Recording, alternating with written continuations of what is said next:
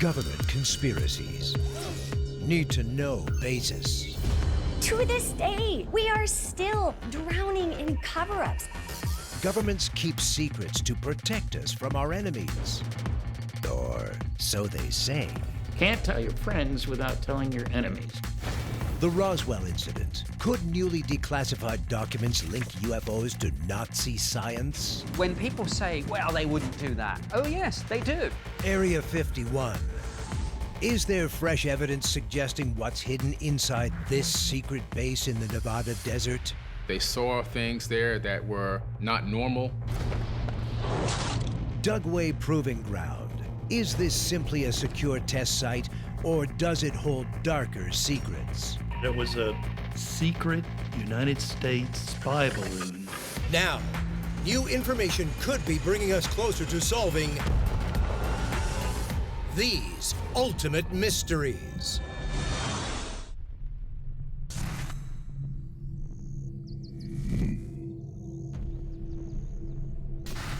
In the summer of 1947, something fell from the sky and crashed at this site. Located a few miles outside Roswell, New Mexico.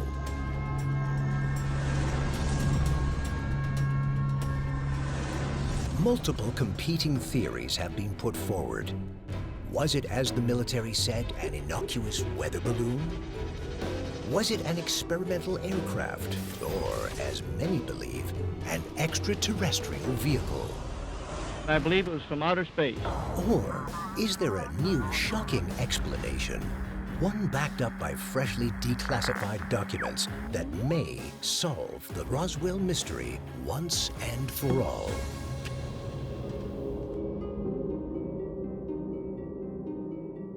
June 14th, 1947. 30 miles north of Roswell, New Mexico, sheep rancher William Mac Brazel is starting his day. In the distance, something catches his eye, a strange shimmering in the field.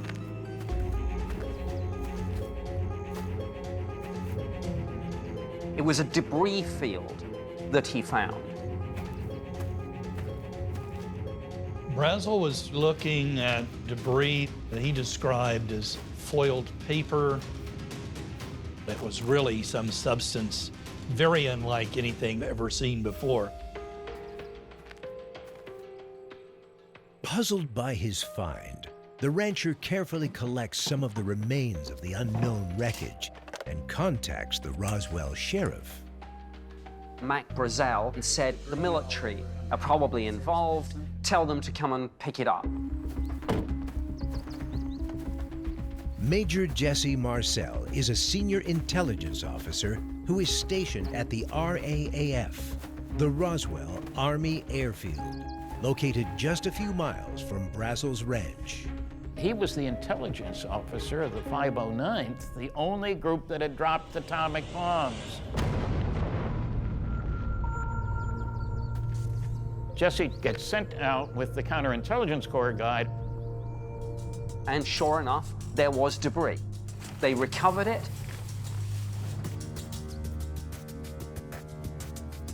The base commander sends Jesse with some of the wreckage to the headquarters of the Air Force, Fort Worth, Texas.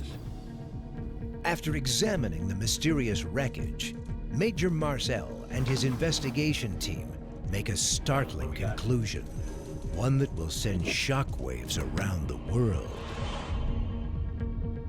On July 8th, 1947, the Roswell Daily Record publishes their findings with a headline that will ignite a controversy that is still raging today. The military, based at Roswell Army Airfield, they issued an extraordinary press release, or rather they caused a press release to be issued. They themselves put this story out there, and they said, we, the military, have today recovered one of these so-called flying discs that has been plaguing the United States in recent weeks. That got a lot of publicity. Air Force captures flying saucer on ranch in Roswell region.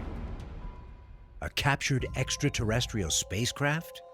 If true, This would be the single most important scientific discovery in human history. But straight away, things start to get weird. Within 24 hours, the military put out a follow-up story to say that they had made a mistake and it wasn't a flying disc, whatever that might mean, after all. It was simply a weather balloon. The government lied. And there's no question that it was a lie. We actually know that it wasn't a weather balloon because the materials that they recovered there were this aluminum-type base spongy material, which of course they didn't make weather balloons out of. In fact, we didn't even know what it was made out of. Years after the mysterious crash, Stan Friedman interviewed Air Force intelligence officer Jesse Marcel, who described in detail the strange metallic materials he saw that day. There was a lot of very thin, very strong foil-like material that you couldn't tear. You know, it's like the foil on a cigarette pack. Couldn't tear it, couldn't burn it. They tried with a sledgehammer to break through this stuff. It didn't shatter. So extreme lightweight, extreme strength. That's rather remarkable. So, if it wasn't a weather balloon, what was it? Many still believe it was the wreckage of an alien ship.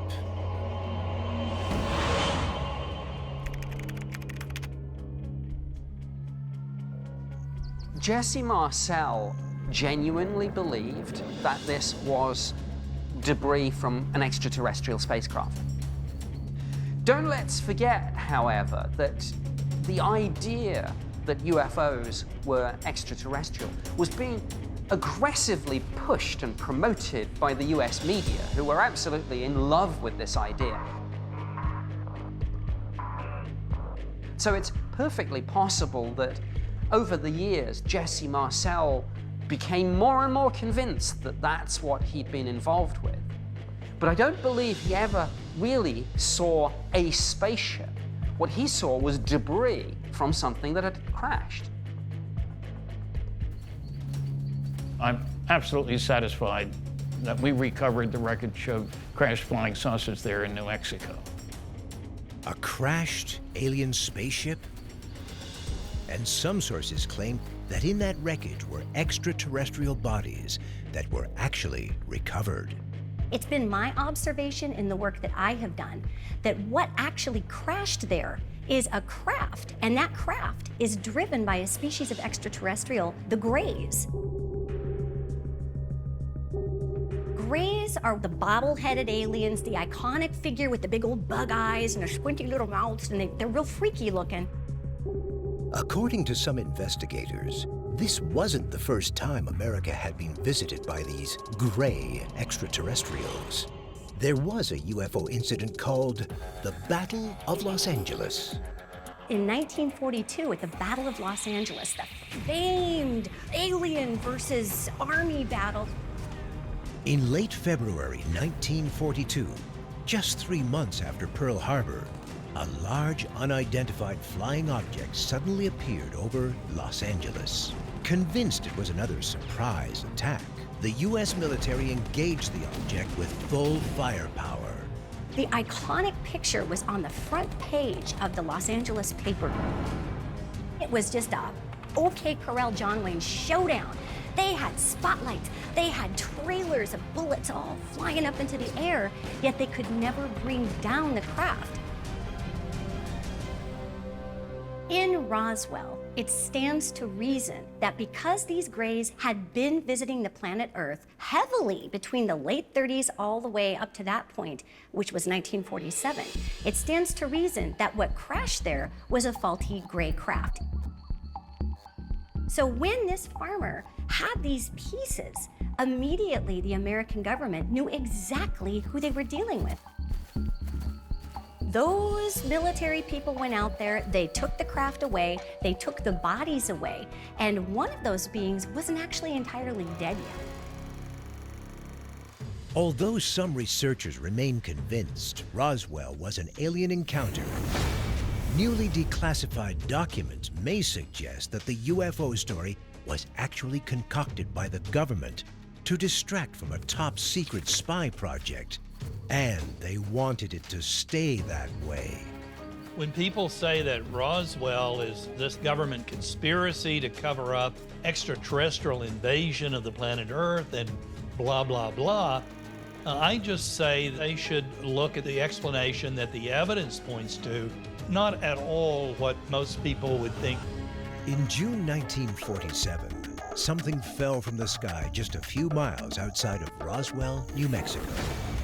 Although many believe it was an extraterrestrial craft, newly declassified documents may reveal that this really was a mishap in a secret government project to spy on America's Cold War enemies, the Soviets.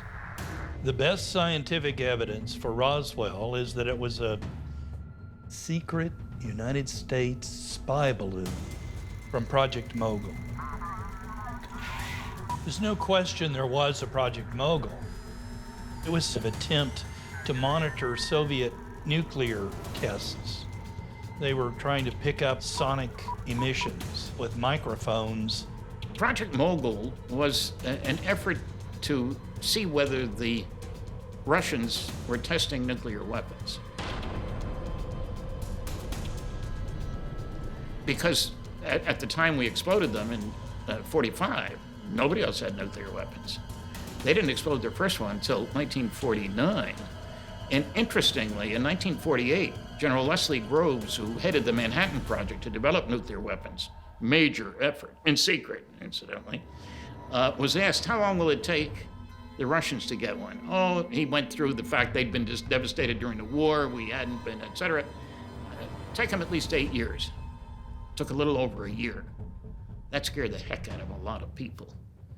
Where did the Russians get this technology? And that's why the spy trials were such a big deal and stuff like that. But that's one of the things that made the government very cautious about releasing data. If they could grab data, so to speak, and make something good out of it, we got a problem. We got to be very careful about what we let out. National security is it truly is a legitimate concern. You don't want your secrets to fall in the hands of people who might be your enemies. Project Mogul used a balloon array. It was sort of on a string, and they were dangling some instruments, of which microphones were a big part.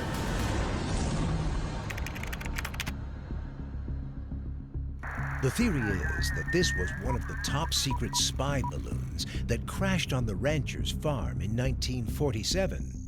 Intelligence officer Jesse Marcel and his investigation team were unable to identify it because they didn't know about it. The whole point of these highly classified programs is that they run on what's called the need to know principle. So you can have the highest security clearance in the country, but if you don't need to know about that particular program, you will not be told. To back up this theory, Joe Nickell eventually spoke to one of the surviving Project Mogul scientists, Charles Moore, who analyzed the unknown materials found on Mac Brazel's ranch. Charlie was able to look at the photographs and to say that I can identify this as Project Mogul materials. So, does this solve the Roswell mystery? Did the U.S. government concoct theories about weather balloons and UFOs to distract from their top secret spy program? Secrecy is a part of national politics, international politics especially. Security is very important if you're developing new systems. You don't want your enemies to know what you're doing. But not everyone is convinced, and new evidence points at a new, shocking possibility. That the Roswell crash was not caused by aliens, but by cutting-edge technology created by the Nazis. My theory is that what they actually had recovered was debris from a crashed missile or aircraft being back-engineered by another part of the US military, back-engineered from captured Nazi technology. It's only recently that the full extent of this cozy relationship between these Nazi scientists and the US government is coming out. During World War II, Allied forces were in a technological race with their enemies, and Hitler was well on his way to developing long-range missiles, the V-1 and V-2. These were Hitler's weapons by which he hoped to bring the war to a speedy conclusion. That technology was way ahead of its time. The entire missile is constructed from parts made by the Germans before VE Day, the Nazis' most closely guarded secret weapon. The key to all of this is Wernher von Braun. Von Braun was the top Nazi scientist when it came to rocket technology. And after the war, the US and the Allies, they wanted that technology for themselves. Von Braun and other scientists were brought to the United States in an operation called Operation Paperclip. Declassified documents confirm the existence of Operation Paperclip. After World War II, von Braun and other former Nazi scientists agreed to share their advanced missile expertise in exchange for clemency, working in secret at the White Sands Missile Range in New Mexico. I think the new information that we have on Roswell is the steady process of declassification of material. The CIA did a staggering document dump a few years ago and put out literally, I think, millions of documents. But I think more and more we're seeing declassified records from the 40s and the 50s coming out now. Not all of the paperwork has survived. Some files have been destroyed. I think one other factor to bear in mind about all this is that although Paperclip wasn't a secret, it was kind of almost an uncomfortable truth. A lot of people felt awkward that we hadn't put some of these people on trial. Von Braun, for example, was quite senior in the Nazi party and really quite a leading figure. But he was too big a prize, that was the point. So you don't want to necessarily, even though it's not a secret, but you don't necessarily want to talk too much about just how much you were cozying up to these Nazi scientists immediately after the war. Now here's the Roswell connection. Roswell is about 150 miles from White Sands. So my theory is that a missile being tested at White Sands crashed near Roswell. That's what Mac Brazel found. That's the debris that got taken to the Army Air Base at Roswell. And of course, because of the inherent secrecy and compartmentalization that we have, it was absolutely possible that the people at Roswell didn't know what this was. A secret Nazi connection? A spy balloon? Or aliens? We could be getting closer to the answers as more government documents are declassified. Nearly every detective case has a few loose ends. And it's okay to say we don't know. If you head northwest from Roswell, in 700 miles, you'll find the home of another great American mystery. The most restricted government facility in the entire country. What secrets does it hold? There were 9 hangars where extraterrestrial craft were being stored. No one knows for sure where the U.S. government is hiding the Roswell wreckage. Many believe it is housed in a remote top-secret Nevada airbase, the legendary Area 51. Area 51 was established in 1955 by the Air Force working with the CIA. But it wasn't until 2013 that the U.S. government officially acknowledged its existence. To this day, the government refuses to divulge details of Area 51's day-to-day operations. When you do that, you just end up fueling conspiracy theories. It's just like throwing gasoline on the fire. Denial or the refusal to comment on something inevitably creates them and it fuels them.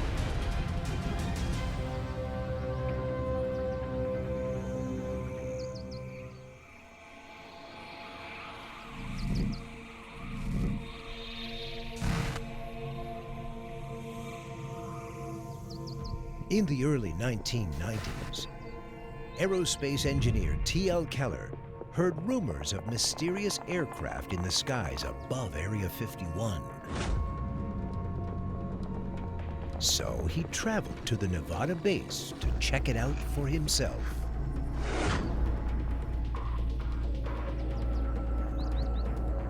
The first time we got out there, you would see a reddish-orange glow that would suddenly, not very rapidly, but it would gradually ascend above the top of the mountain range there. They would go left, they would go right. Quite often they'd go in a jagged, irregular flight path. 5 minutes later, a second object suddenly appeared. Took a similar type of flight path, and it disappeared. And then 5 minutes later, a third one. That was all I needed to know, that this is not science fiction. Keller is convinced that the strange zigzagging luminous craft he saw that morning was definitely not of this earth. Could it hold the secret to what's really going on at Area 51?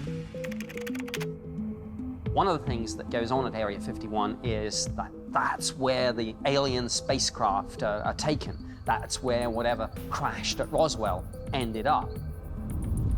My essential belief is that a U.S. Army was testing extraterrestrial spacecraft to determine what kind of performance they had. These were what I believe were called the alien reproduction vehicle. Maybe that's where the military tried to back-engineer the alien spacecraft. I mean, after all, if an alien spacecraft really did crash, of course, you would want to figure out how it worked, put it back together, build one yourself. Was it possible that the military was trying to build its own craft from captured UFO technology? According to some whistleblowers who actually worked at Area 51, they said that there is an underground area there where he actually witnessed alien reproduction vehicles. There were 9 hangars where various types of extraterrestrial craft in various states of disrepair were being stored. The theory is that the U.S. military has been in possession of an alien spaceship since the 1940s, perhaps even the Roswell craft, and has been secretly re-engineering its own advanced aircraft. Well, Area 51 is really a critical place in terms of what the Air Force and the CIA have been doing. The main purpose of Area 51 is to understand how the flying saucers work and to identify the origins of the flying saucer. Michael Salla believes that this top-secret project was initially overseen by those same German scientists who were brought over as part of Operation Paperclip and experimented with new types of extraterrestrial propulsion systems.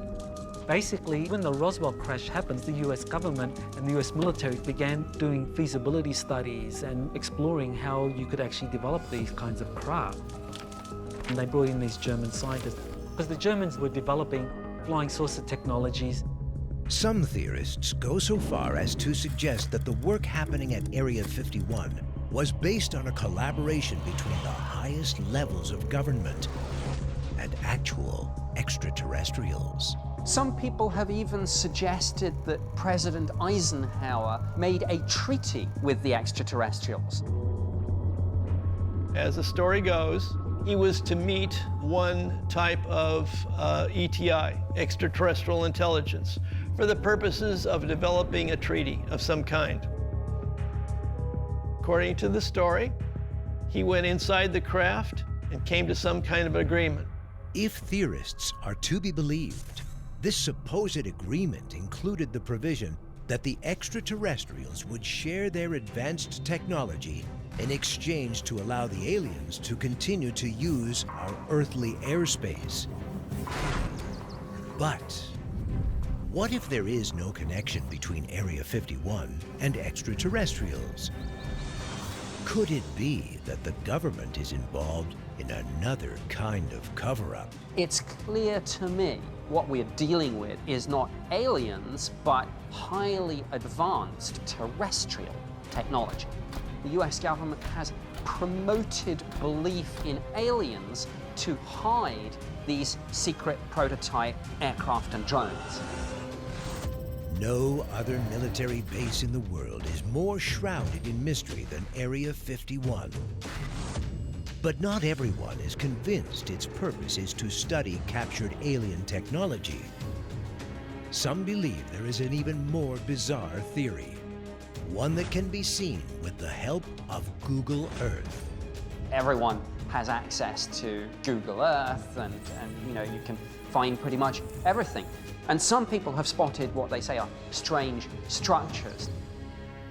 When Google Earth became widely available in the early 2000s, the world was able to get its first aerial look at Area 51. Internet users spotted what seemed to be a massive pyramid, an etching in the ground similar to the Eye of Horus, and a large obelisk. This gigantic pyramid-type structure is very similar to the pyramids you find in Egypt, a giant obelisk, which is incredible. Now, when you look into the ancient times, you see obelisks literally all over the planet, the majority of them being in Egypt. Scientists have long marveled at how ancient Egyptians created such complex structures thousands of years ago. Some even think they had help from ancient aliens. Some people are linking this with Egyptology to draw parallels between maybe the idea of extraterrestrial technology and the idea that the Egyptian gods were visiting extraterrestrials. That feeds into the whole aliens built the pyramid meme. It raises the extraordinary question of whether Area 51 scientists have recreated these ancient structures to harness hidden alien technology. The US government and governments around the world have always been interested in these alien technologies. This is something that scientists are currently working with and developing on how to utilize it for ourselves. They may be trying to replicate or duplicate what the ancients already knew, figuring out how these things work, bring it into modern times, and find out how to weaponize it. If so, what advanced technological secrets do these structures contain? Bill Carson believes Area 51 scientists are attempting to duplicate ancient alien energy systems, possibly unlocking interdimensional travel. When you look into the reality of what the Great Pyramid of Giza was used for, it was most likely used as a power generator, a wireless power generator. Some of them generated this wireless frequency or electricity that the obelisk would then capture and then transmit from place to place. And I believe that the Eye of Horus structure there is most likely being used to do a type of experiment into other realms. Could have been used to generate or open up portals into space and time, or maybe even other dimensions.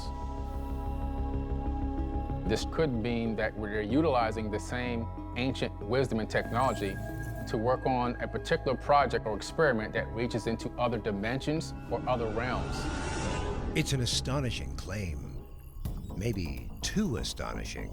Some investigators believe the research being done at Area 51 has nothing to do with advanced alien technology. So what is going on there? Could another secret government project hold the key to solving this puzzle? There's no doubt in my mind that Area 51 is a location where terrestrial aviation and aerospace technology is tested. It is one of the key locations where secret prototype aircraft are developed and test flown.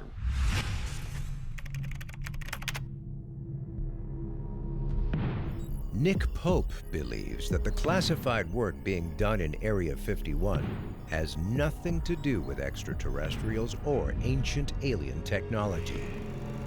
That the intense secrecy around the base is due to the development of top-secret military aircraft years ahead of their time. There are things out there flying now in places like Area 51 that would blow your mind, but they're not alien. They're us. It's tech that we built. I worked for the Ministry of Defense for 21 years. This kind of secrecy is inherent with the military and the intelligence community. And of course, when you are talking about the cutting edge of your technology, you don't tell everyone.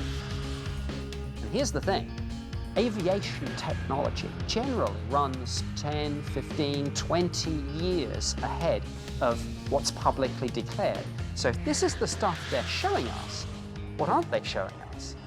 This explanation would mean that what witnesses saw in the skies above Area 51 was really a top-secret military test of human origin. New research may provide the answer. The US government has promoted belief in aliens to hide these secret prototype aircraft. The U-2 was tested at Area 51. The SR-71 Blackbird was tested at Area 51. The F-117 stealth fighter was tested at Area 51. The B-2 stealth bomber, Area 51. The same is going on today.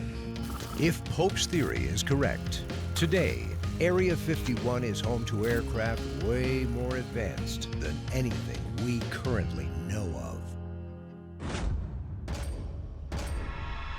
Area 51 may make the headlines, but it is only one of many top-secret facilities in the U.S. carrying out experimental military research. Deep in the sparsely populated heart of Utah, there is another military facility rumored to be developing terrifying weapons of mass destruction. Dugway Proving Ground is an Army facility, and it's the new Area 51, or Area 52 as people say. In 2016, there were newly declassified government documents that specifically talked about some of the types of experiments that were taking place in Dugway, and they're gravely concerning.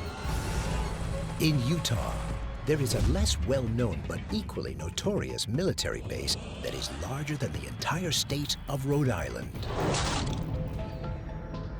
Like Area 51, it has fueled many conspiracy theories and intense media scrutiny for alleged clandestine experiments. This facility is known as Dugway Proving Ground. Dugway Proving Ground is an Army facility that can be used by other US military services for projects that are sensitive. It's over 1,250 square miles, so it's a vast territory out there in Utah. Dugway Proving Ground is sometimes called Area 52. Some people think that experiments of some kind are going on.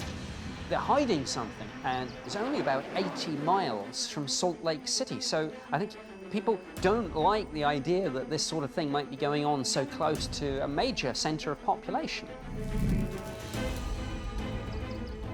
During World War II, Dugway Proving Ground was established to conduct classified military experiments. It would be decades before the general public got hints of what was really going on inside the restricted military base. Dugway Proving Ground was established under a veil of secrecy. In 2016, there were newly declassified government documents that specifically talked about some of the types of experiments that were taking place in Dugway. They're gravely concerning. Documents suggest that the base was involved in manufacturing chemical and biological weapons.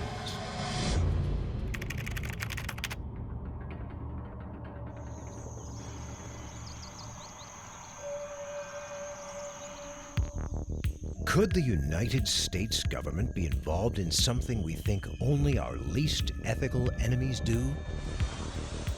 Dugway Proving Ground is a location where chemical and biological tests have been done for many, many years.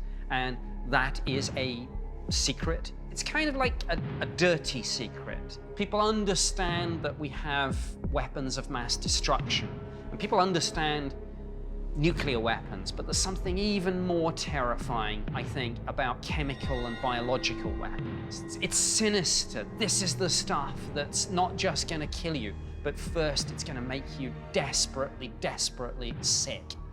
You will be in pain. You will be in agony. You will die a lingering, unpleasant death. So there's a natural defensiveness on the part of the government about the very real terror that people have about chemical and biological weapons. I believe that they are creating chemical weapons. In 1968, there was an incredibly disturbing event that took place right outside of the Dugway Proving Ground. 6,000 sheep approximately were killed. Nobody knows even today what the full story is, but to kill over 6,000 sheep, whatever happened, it was a heck of a big deal. I mean, this thing was huge. How and why 6,000 sheep suddenly died was deeply disturbing to residents and authorities. When necropsies were conducted on the sheep's corpses, the cause of death was shocking. These 6,000 sheep were killed as a result of a chemical weapons test of some sort.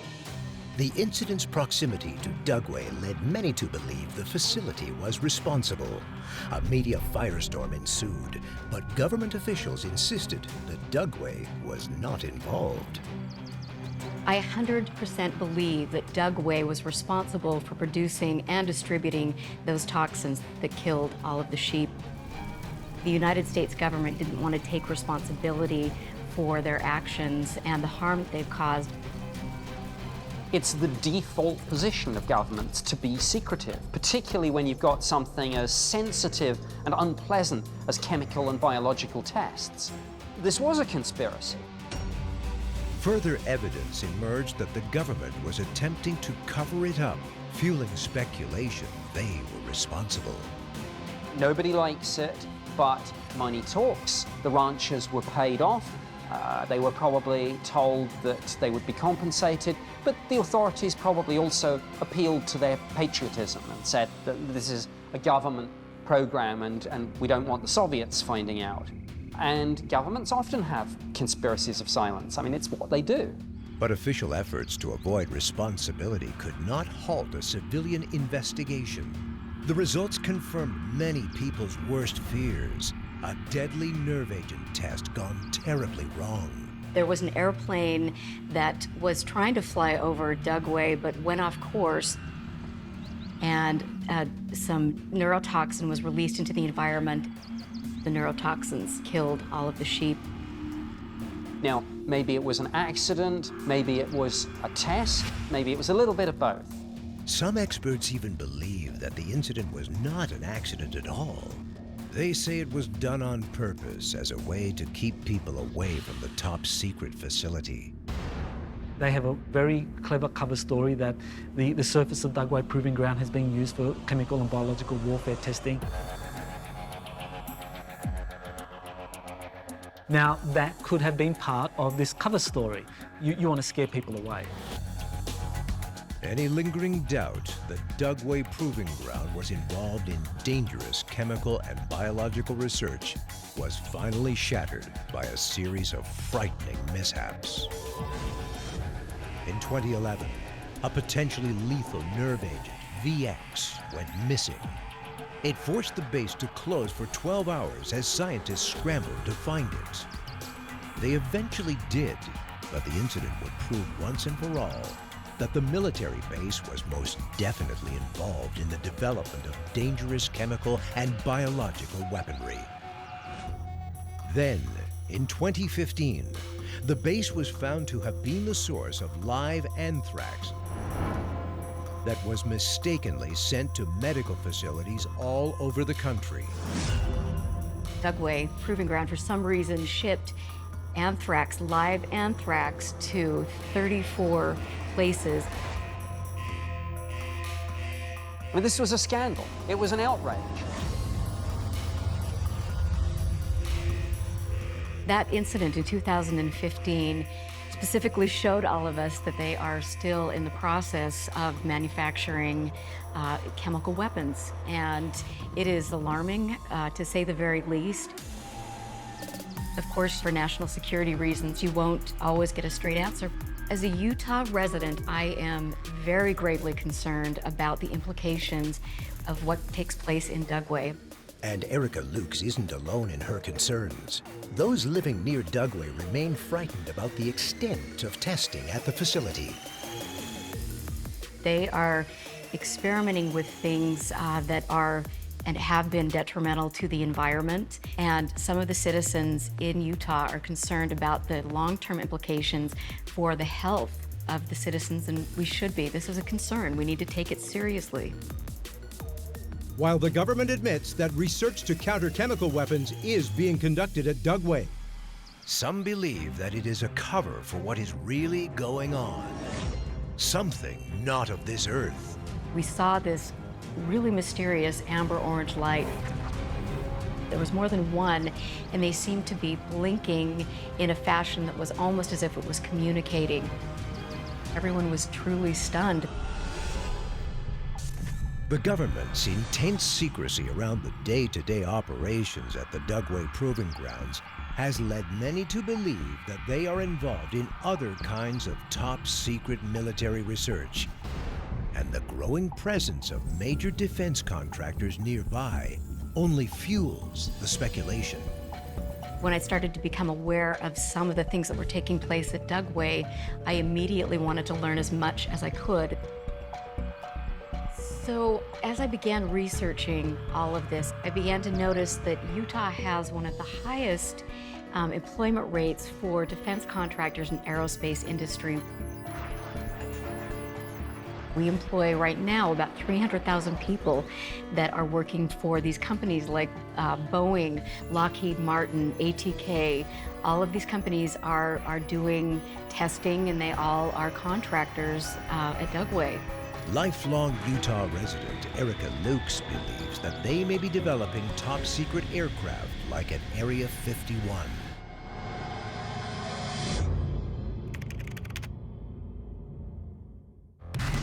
Utah has the most restricted airspace in the United States of America. I have witnessed all of these aerospace and defense contractors come into Utah to set up businesses, and I believe that specifically because they are doing testing at Dugway and the neighboring military facilities.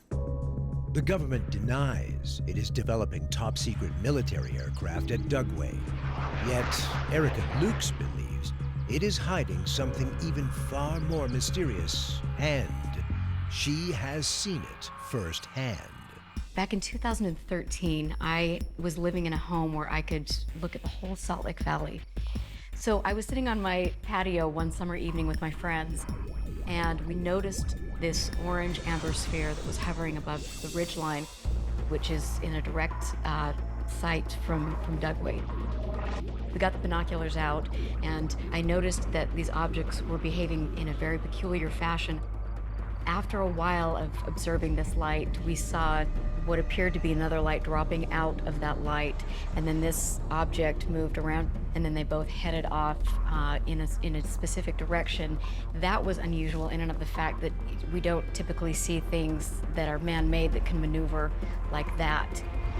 Could the mysterious luminous orbs be examples of the U.S. military experimenting with alien aviation technology? Once again, the government is saying nothing. The mysteries hidden in locations like Utah's Dugway Proving Ground, Nevada's Area 51, and Roswell, New Mexico are still ongoing. But, as we've seen, new information and new theories are taking us ever closer to the truth.